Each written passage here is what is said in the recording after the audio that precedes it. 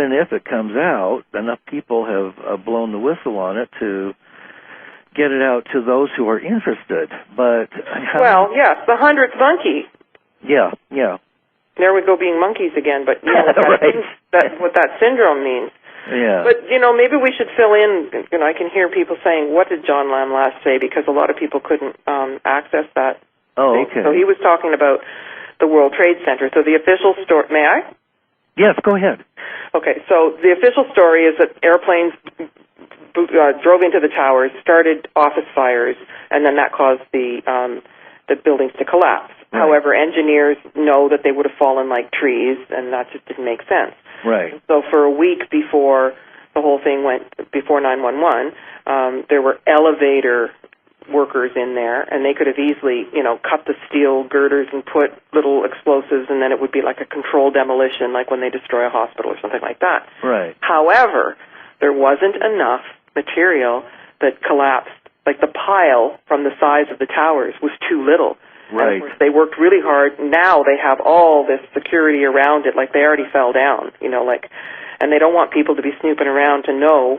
And Dr. Judy Wood was doing all this work with the idea that it was some kind of sophisticated, high-level, free energy with the interference patterns working with, and I can't explain how it works, but we have this scalar technology, this free energy now being used against humanity, and it would have vaporized parts of the building, which is why there wasn't very much debris.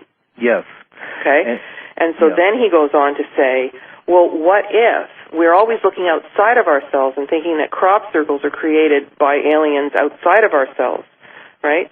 And Graham Hancock says we don't need extraterrestrials to answer the questions. It's interterrestrials. So John Lamb Lash is saying, what if we have this technology? It's the same technology that creates crop circles.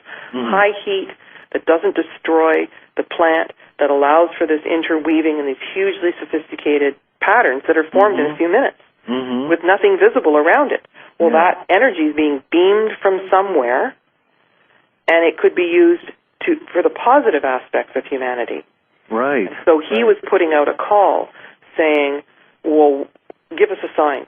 If you understand Nikola Tesla, if you understand Faraday, and different kinds of energy that has been discovered and then suppressed. Yes. Because basically anybody who leaks the energy, the technology gets killed. And they want to be, and that was the whole thing. Like Tesla's stuff was supposed to give us free energy, free radio, free everything. Well, and then they wanted to make a profit on it. Right. And then they started using his energy against us. Right. And then keeping it secret. Yeah. Oh, yes. And then taking it further, and now they've gone so far beyond us with the corporations and the military-industrial complex that it probably is reminiscent of a Star Wars episode.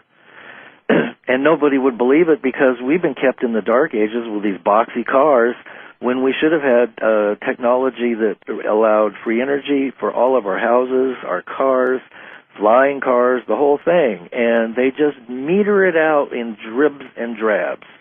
Right. Yeah, so they can sell a new version of a computer, a new version of something. Yeah. A flat-screen TV or whatever. No, I understand that completely. But the thing is that, Lance, let's change our languaging here because we are onto it.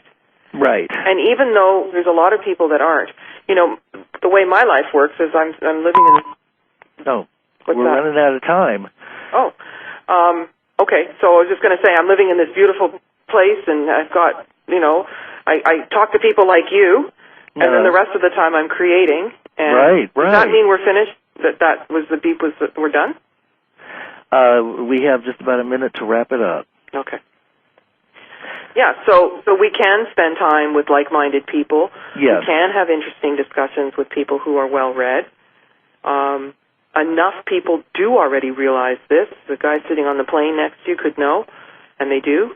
Yeah. We know we're being lied to.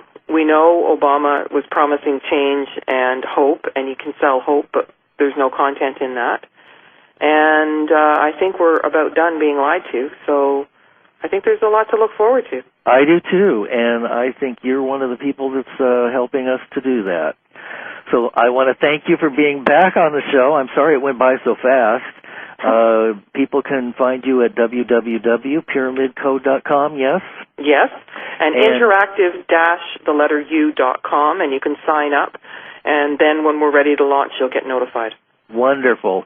Well, Carmen, it's been a delight again to talk to you, and I always love having you back. And have a wonderful trip when you go in September. And say a little prayer for me when you're in the Big Pyramid. Okay, we'll be transmitting to you. Thank you. Okay. All right. Thanks again. Bye-bye. Bye-bye.